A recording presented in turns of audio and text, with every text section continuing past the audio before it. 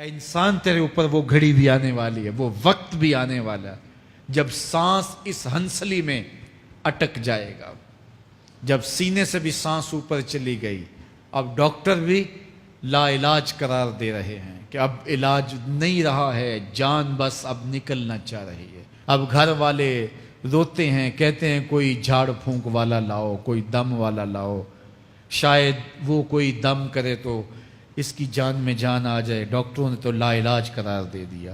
اللہ فرماتا ہے یہ تو جھاڑ پھونک والے کو ڈھونڈ رہے ہیں، لیکن جس کی سانس یہاں اٹکی ہے وہ سمجھ گیا ہے اب موت آ گئی ہے، اس کو یقین ہو گیا ہے کہ اب موت کے لمحے آ گئے ہیں، اب میں بچ نہیں پاؤں گا، اب آنکھیں تاڑے لگی ہوئی ہیں۔ اللہ وہ منظر بیان کرتا ہے، صاحب یہ وقت آنے والا ہے جب دونوں انگوٹھے باندھ دیے جائیں گے، جب ناک میں روئی ٹھونس دی جائے گی، جب چٹے لباس میں کفن دیا جائے گا، جب غسال کے سامنے بے بس پڑے ہوں گے۔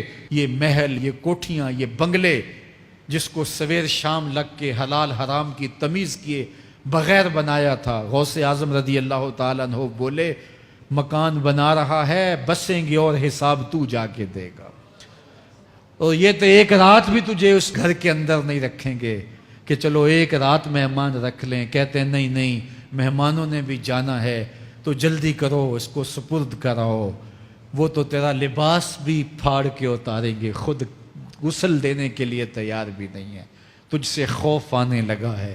جاندی واری ڈرونا بنے ہوتے، ہاتھ نہ لاندے ڈر دے، جنہ لئی تو پاپ کمائے اج کتھے نہیں تیرے کر دے۔ آج تو وہ تیرے ساتھ تجھے غسل دینے کے لیے آمادہ نہیں ہے۔ اولا لکا فاولا ثم اولا لکا فاولا، تیری خرابی آ پہنچی، ہاں تیری خرابی آ پہنچی۔ ایحسب الانسان ان یترک سدی، انسان دنیا میں یہ گمان کرتا ہے اس کو سدا چھوڑ دیا جائے گا۔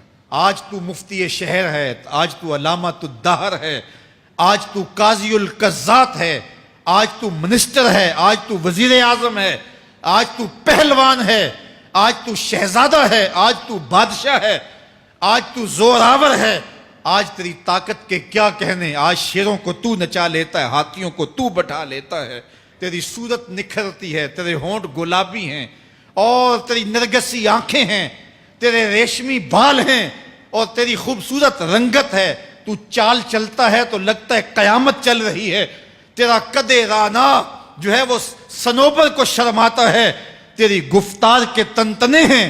جس نے اتنی خوبصورت شکل ماں کے رحم میں بنائی، کیا وہ ہڈیوں کو جوڑ کے دوبارہ انسان نہیں بنا سکتا؟ وہ دوبارہ انسان بنائے گا اور پھر تجھے اپنے حضور کھڑا کرے گا۔ اور ایک حدیث میں آتا ہے اللہ بندے کو اپنے حضور کھڑا کرنے کے بعد اپنے سامنے سے ہٹنے نہیں دے گا جب تک 5 سوال نہیں پوچھ لے گا۔ ان عمر ہی فیما افنا ہو، اس کی عمر کے بارے میں پوچھے گا کہاں ضائع کی، اس کی جوانی کے بارے میں پوچھا جائے گا جوانی کہاں گزار کے آیا ہے، مجنوں تو نہیں بنا رہا، خواہشات کا اسیر تو نہیں ہو گیا، دیوانوں کی طرح زندگی تو نہیں گزار کے آ گیا، تیری جوانی کسی چوک میں تو نہیں گزری، تیری جوانی آوارگی میں تو نہیں گزری، ساری رات سوشل میڈیا کے اوپر گندگی اور غلاظتیں تو نہیں دیکھتا رہا، تیری جوانی گزری کہاں ہے؟ اگر کوئی جواب نہ ہوا تو پھر کیا جواب دے گا؟ اور وہ کتنا خوش نصیب ہوگا جو کہے گا مالک میری جوانی سجدوں میں گزری، میری جوانی قیام میں گزری، میری جوانی رکوع میں گزری۔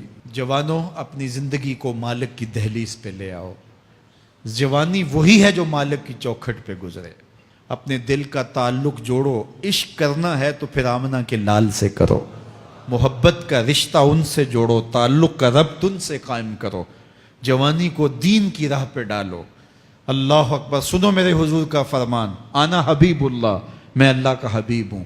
پھر فرمایا الشاب التائب حبیب اللہ، جو جوان جوانی میں توبہ کرے وہ بھی اللہ کا حبیب ہے۔ آؤ اللہ کے حبیب بن جاؤ۔ جب آپ اپنی ساری زندگی اللہ کے نام کر دیں گے تو پھر وہ پوری کائنات تمہارے نام کر دے گا۔ کی محمد سے وفا تو نے تو ہم تیرے ہیں، یہ جہاں چیز ہے کیا لوح و قلم تیرے ہیں۔